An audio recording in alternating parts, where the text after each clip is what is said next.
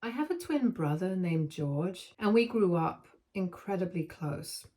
Understandably, he and I have been best friends for as long as I can remember.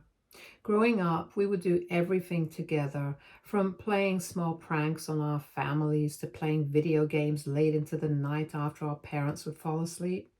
He was my buddy, and we would share everything, our secrets, dreams, and even the same sense of humor that only twins can truly appreciate. I remember initially when we joined the school, we were often mistaken for each other, which we would sometimes use to our advantage to play pranks. Our classmates and teachers would constantly get confused with us, which would make George and I just laugh at them harder. We played on the same sports team, helped each other with homework, and even had the same group of friends, so we were around each other constantly. It was like having a built in best friend in my family who understood me better than anyone else. Our bond wasn't just about the fun games, though. We were there for each other through the tough times, too. When our parents were going through a rough patch in their marriage, George and I would lean on each other for support. I remember our parents would fight constantly, and their disagreements kept escalating to the point where it became so abusive that I would often have to step in to protect our mom from our dad. Dad hated that I took Mom's side, but I didn't care. George, on the other hand, was very much scared of Dad, so he would try to keep his mouth shut as much as possible in these situations, avoiding any confrontation. Our dad was an intimidating figure, especially when alcohol was involved. His drunken rages was something out of a nightmare. He would return home drunk late at night and stagger around the house, breaking anything that came within his reach. The shouts and curses would echo through the walls, a constant reminder of his unpredictable temper. Anyone who dared to come close risked getting hit, as his anger often turned violent. I have lost count of the number of times I witnessed him passed out on the couch, reeking of alcohol, with a dark stain spread across his pants where he would have pissed himself. It was a disgusting sight that became disturbingly familiar to us. George and I lived in a state of perpetual anxiety, never knowing what would set him off next or how bad the damage would be. If Mom ever protested against his behavior, Dad would start yelling at her relentlessly, berating her until she would succumb to crying. I vividly remember the times he would throw her food on the floor or on her face, screaming at her about how she couldn't cook like his mom. He would complain about how dirty the house was and accuse her of not being good enough for him. He would drag her out of the house and threaten to throw her on the streets while she would scream for help. We lived in one of those neighborhoods where other people would see everything and know the abuse going on, but would keep their noses out of others' business since they didn't want to interfere between a man and his wife. But even if they would have called the police, I doubt our mother would have filed a complaint against our dad since she didn't have anywhere to go and was so used to being treated like that. I never really understood why my dad was so harsh on her, since my mom really did her best as much as she could with what she had. She worked as a part-time server as well as took care of me and my twin full time. All her paychecks went to our dad, since he refused to let her have her own bank account, as he wanted to take care of the finances around the house. Dad did nothing to help us around the house except terrorize us just because he paid for our rent and amenities. He would constantly remind us about how we lived under his roof, so we had to listen to him. Otherwise, he would kick us out to the streets. As a child, I felt paralyzed and didn't know how to react to his explosive outbursts. However, as I grew older, I began to find my voice and the courage to stand up to him. I would ask Mom to retreat to her bedroom before Dad came home drunk so she could be away from his wrath. I would then take on the task of serving Dad his dinner myself. If he ever threw the plate of food away in anger without eating, I would refuse to serve him again, no matter how much he yelled at me. When he threw things at me in his fits of anger, I would deliberately refuse to clean and leave the mess on the floor so the next time he walked through the house barefoot, he would accidentally step on the debris and injure himself. I thought with time he would become stronger and better, however, when George and I became teenagers. I started to notice slowly that he began behaving a bit more like Dad, especially around girls our age. He would make derogatory comments to our female classmates, saying things like they shouldn't waste their time and study and that they belonged in the kitchen. These comments would irritate me, but I tried to chalk it up to him trying to be funny so he could fit in and be well liked by our classmates. I also noticed that people generally invited me to parties and would later invite George only if I reminded them. I guess George noticed this too and thought being funny and saying sarcastic remarks would make him look better. Unfortunately, his comments started to grow increasingly sexist. One time at a birthday party, he called one of my female friends a fat kitten and told her that no one would ever marry her if she stayed fat, and that guys would just sleep with her and leave her. He tried to laugh it off after the comment as if it wasn't a big deal, while my friend had tears in her eyes. I felt so terrible for her that I mumbled an apology and dragged my brother out of the party. I was furious and yelled at him for being such an embarrassment in front of everyone. George argued back while laughing, saying I shouldn't get so worked up over a joke, and that he was just pointing out the obvious. I told him firstly that it was rude and that he had no right to say such mean things to anyone, especially on their birthdays. But he insisted he was just being funny. I looked him straight in the eyes and said, no one laughed at your comment. So who did you think you were being funny for? He grew quiet as I went on to tell him that it was pathetic of him to put down women, especially since that was exactly what our dad did to our mom every day. In my anger, I spit out to him how much I hated him for being so similar to our dad. I knew I had crossed a line because he glared at me. With a smirk, he replied, well, maybe I don't mind being like Dad. At least he knows how to keep women in line. His tone was dripping with defiance as if he didn't see any issue with his behavior, making my blood boil. His words infuriated me, showing just how much he didn't grasp the damage he was causing by acting this way. Later, when we reached home, since I refused to take him back to the party, Mom sensed something was wrong from my sullen expression and asked if we were okay. I didn't hesitate to tell her the truth because I couldn't understand how George could behave this way. Even Mom agreed with me that George had crossed the line and reprimanded him immediately, telling him to never speak to a woman like that again. He just scoffed and told her to mind her own business and go back to the kitchen. It was shocking to see my brother act this way. I was so pissed that if my mom would not have held me back, I would have punched my brother right then and there.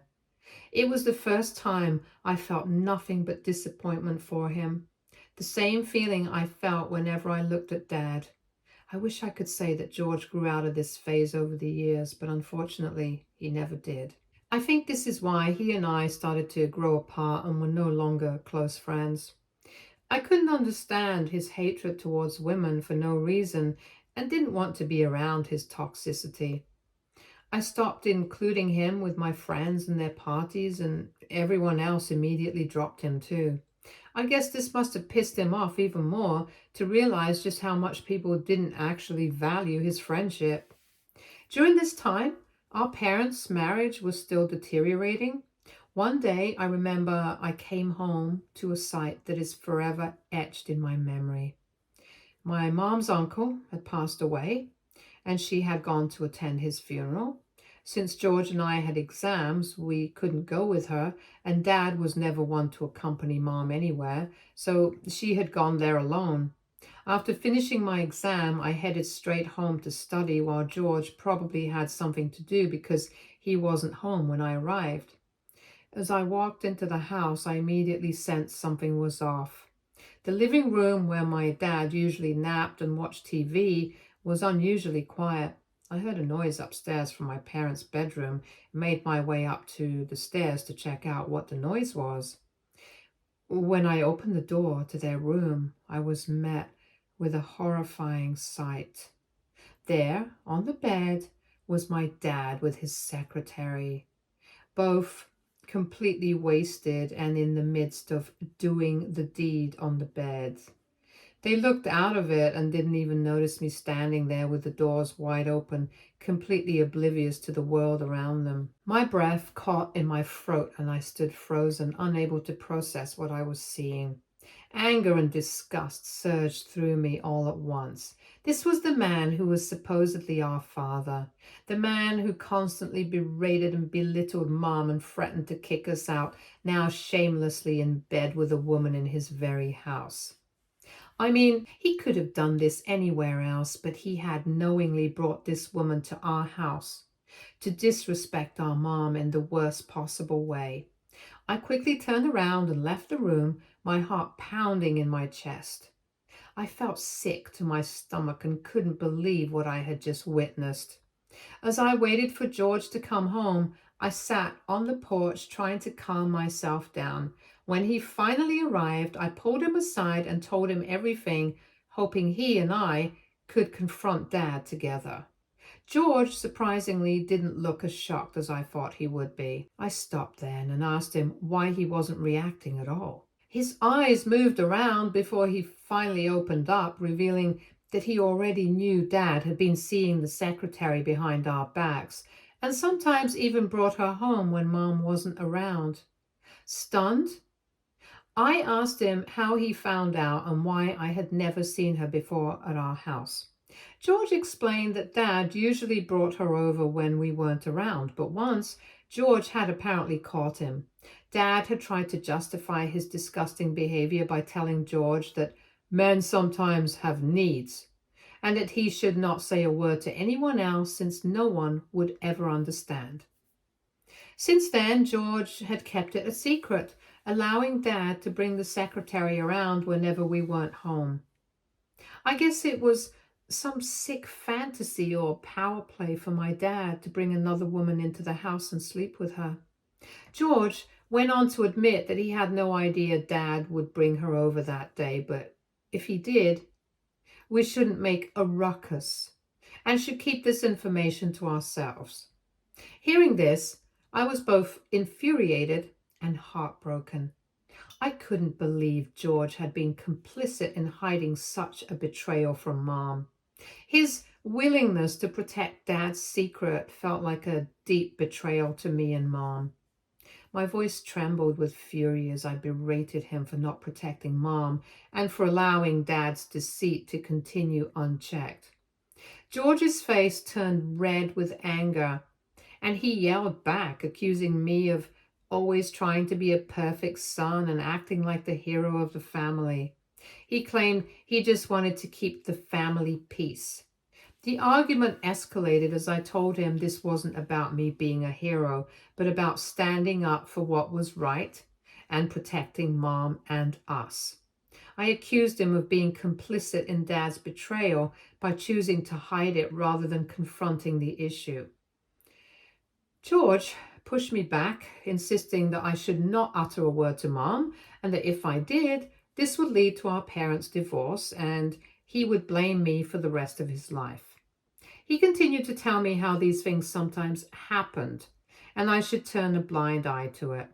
This only made me more furious and my heart pounded in my chest as I told George I couldn't even look at him right now as I felt so utterly disgusted. I realized that not only was our dad a hypocrite and a cheater, but my brother, who I had always leaned on, was willing to turn a blind eye to such a glaring wrong. As the anger and disappointment welled up inside me, I decided I wouldn't let this continue.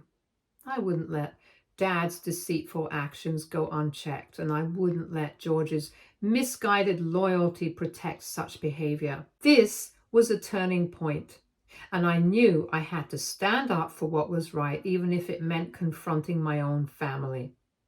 So I told Mom everything when she came back home, even though Dad and George tried their best to shut me up and threaten me as much as they could. I didn't hesitate to tell her the truth. Dad tried to defend himself by saying I was making things up, while George stayed quiet out of fear. But Mom knew I would never lie to her. She already looked exhausted from grieving her uncle and looked like she would pass out. After hearing this news, she simply started to pack her bags silently and asked me and George to do the same. Dad started yelling at her, demanding to know what she was doing, while I rushed into my room to pack all the important things I could remember. George stood frozen, still unable to process what was happening. When Dad tried to snatch my mother's things from her hands to stop her from leaving, I wrestled them away from him. His face turned red with anger and he raised his fist at me. However, before he could strike, my mother suddenly slapped him across the face. The resounding sound echoed around the room and Dad was momentarily speechless. Until then, my mom had never raised a hand on him. Mom then turned to us, her voice firm despite her exhaustion, and said, "We're leaving now." I quickly finished packing, but George refused to come. He stood by Dad and said he wanted to stay with him. Mom's eyes filled with sadness, but she didn't argue. She just nodded, told him she loved him and that he was welcome to move in with us whenever he was ready, and we left Dad's house that day. It was a turning point for all of us. Fortunately, Mom had received some money from her uncle who had passed away, so the first thing she did after we moved out to a motel was open her own bank account so she could then cash in the check. This money from her uncle gave us a fresh start in our lives and allowed us to not go back to Dad. When Mom finally divorced Dad, she took half of everything he owned while he begged her for mercy, saying how he had worked hard for everything and she should not be so greedy. While Mom and I started a new chapter in our lives, George made his choice to stay with Dad despite their divorce. Mom tried her best to stay in touch with him over the years. Once or twice he did come over for dinner at our place, but he and I would always end up fighting as he would continue to blame me for our parents' divorce. He would tell us how Dad was depressed because of what I did and how I had broken up the entire family. Mom would do her best to calm him down while telling him how it wasn't either of our faults and that Dad was the only one who was responsible for everything. When I eventually went away to college, I met my wife, Kim. She was the kindest person I had ever met. Up until her, I have always been afraid of falling in love as I did not want to be hurt like my dad hurt my mom. But Kim exceeded my expectations. Long story short, Kim and I have been married for the past few years. She knows about my relationship with my family. She knows exactly how my dad betrayed us and how George always supported Dad. Last year, my dad passed away due to a heart attack. This was not surprising to anyone since he basically drank himself to death every night. When Mom and I attended Dad's funeral along with my wife, George yelled at me in front of everyone for being a bad son and having the audacity to show my face at the funeral. To be honest, I didn't even want to be there, but I had gone there for the sake of my mom, who felt we should pay our respects to the man. I was already emotionally charged up, hence when George came closer with his face all scrunched up in anger, yelling and berating me for something that I had done years and years ago, which he didn't have the balls to do, I punched him in the face out of spite. All the family members from Dad's side already knew why George and I had been fighting for all these years. They mostly agreed with me, so they didn't even try to stop me or help my brother. However, Mom berated me while my wife held me back. I am generally not an angry person, but I was just so tired of being kicked on for everything that our old man had done to us. While I walked out to calm myself down, my wife and mom talked to George and asked if he was okay. I don't know what George told them, but after the incident, on our ride back home, my wife told me how I should not have done that to my brother who was already suffering. I snorted at her and asked her if she was serious, and she looked at me gravely, telling me how my brother was going through grief and not everyone can be so emotionless about their dad's death like me. Her words stung so hard because she was the only person besides my family who knew exactly the kind of abuse I had suffered at the hands of my dad. All the years of toxic behavior, manipulation, and threats from him had made me not care much about my old man's death. Yet here was my wife blaming me for not crying about my dad passing away. After that incident, even though my wife never apologized for her words, I thought everything was still fine between us. However, lately, this year, I've noticed some subtle, odd behavior from her that has made me worried. She seems more distant and preoccupied, often lost in thought during our date nights. Sometimes she hesitates before responding to me if I ask her a question about our future, as if she's weighing her words carefully. There have been a few occasions when I've caught her wiping away tears in the washroom, though she always insists it's just stress or something minor. She's also been spending more time on her phone, often quickly locking the screen when I enter the room. I've never checked her phone, so her behavior seemed really sketchy. Our conversations have become less spontaneous and only happen when I initiate it. I feel like there's a wall between us that wasn't there before. Even during intimate times, I've sensed a certain detachment, like her mind is elsewhere. While she still maintained our routine and tried to keep things normal, these small signs were hard to ignore. I couldn't shake the feeling that something was bothering her, something she was not sharing with me. It made me worry about our relationship and whether there was something deeper going on that I was not aware of. Hence, I wanted to go all out and do something nice for my wife. So I decided that for our upcoming anniversary, I would throw her a grand party. I sat her down and excitedly told her my plan. At first, she seemed unsure and tried to tell me how she didn't want any celebration, insisting it wasn't a big deal. However, a few days later, she suddenly changed her mind and enthusiastically told me that she thought it was a great idea. She mentioned wanting to invite even more people since it was rare for us to throw such a grand celebration. I immediately agreed. I assumed she was making a genuine effort to strengthen our marriage, and I was genuinely happy for us. The party was going well, with lively conversations and laughter filling the air. My wife looked genuinely happy, mingling with guests and ensuring everyone felt welcome. It was refreshing to reconnect with my cousins and distant relatives after such a long time apart. Some of my cousins from my dad's side were also there, adding to the warm atmosphere of reunion and celebration. Hence, imagine my shock when I saw George walk into the party.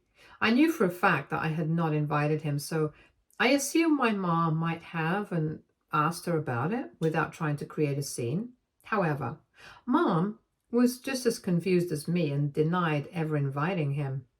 I then saw my wife approach George and greet him with a kiss on the cheeks, which made me pause in my tracks. It struck me as odd because I didn't even realize they were that friendly when they had met for the first time only last year during Dad's funeral. My wife noticed me looking at them and immediately looked away, whispering something into George's ear. He glanced at me and smirked. Anger burned on my face. I walked towards my wife to confront them and to ask her about what was going on, but she suddenly clinked the glass to get everybody's attention.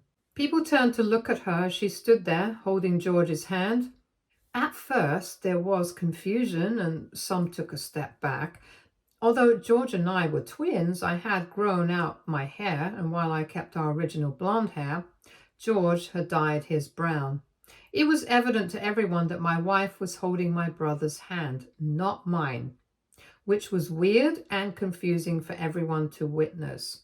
Without missing a beat, my wife proceeded to announce that she was so happy that everyone was there since she and George wanted to announce that they were pregnant. The crowd fell silent and people stared between me, my wife, and George, trying to comprehend what was happening. I stood there, dumbfounded, my mouth hanging open in disbelief, refusing to believe what I had just heard. My mom loudly asked if this was a prank that my wife was playing on us because there was no way this could be true. George then went on to say how Kim and he had been having an affair for quite a while after she connected with him online when Dad passed away, and that they had eventually fallen in love. He boldly announced how Kim had been unhappy with me for years, claiming I couldn't satisfy her enough, and expressed that he was just rescuing my wife from a loveless marriage. I was stunned into silence, my mind struggling to process the betrayal unfolding before me. The crowd was silent at first, but then slowly people began hurling insults at my wife and George, their voices filled with anger and disappointment. Each and every one of them looked disgusted and creeped out. Some shouted accusations of deceit and betrayal at my wife, calling her a cheater and a hag, while others expressed sympathy for me. Clearly, my wife had not expected this reaction, and she looked like a deer caught in headlights. I was just so embarrassed and still confused about everything that was happening. I felt my chest tightening with everyone staring at us.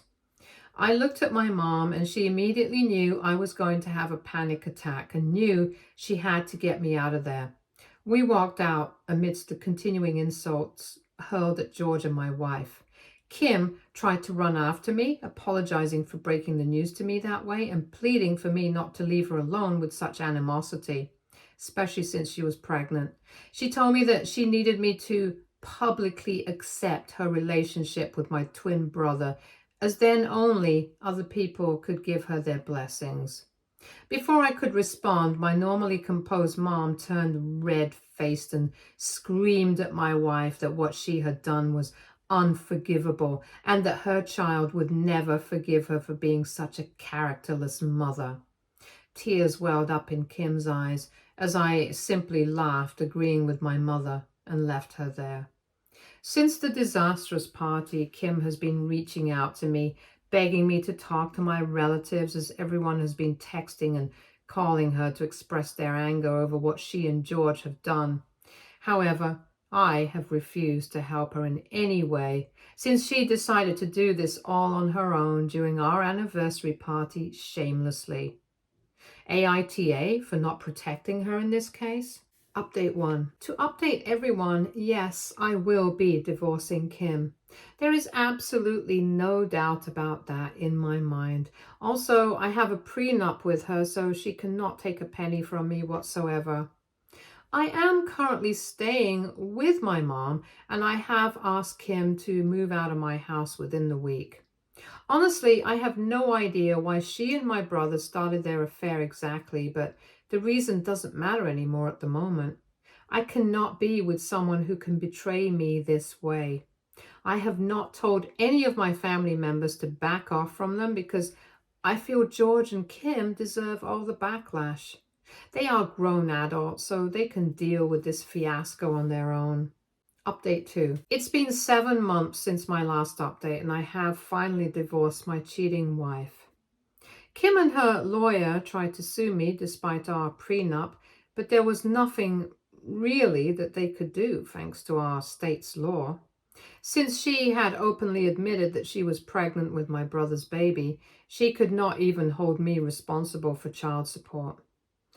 I didn't even spare a glance at her throughout our divorce, even though she tried to beg me to be more understanding about what she had done and how she just fell in love with my brother.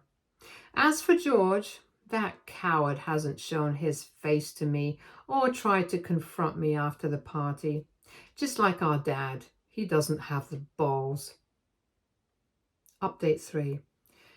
Hello everyone, it's been a long time since I last updated here. I have sold my previous home and have now moved into a much more lavish place which is convenient for me as a bachelor. Since a lot of you have been asking, Kim did give birth to her baby with George and they now live together. Unlike me, my brother can't afford to give her a great life, hence she now works along with taking care of the baby.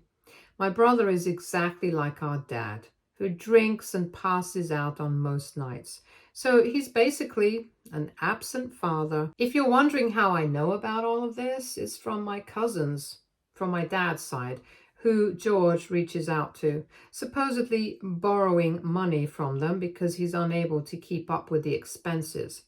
Mom has cut off all contact with him and has blocked him from everywhere, so he can't go to her for help either. Stay tuned for more stories from Argo Relationships.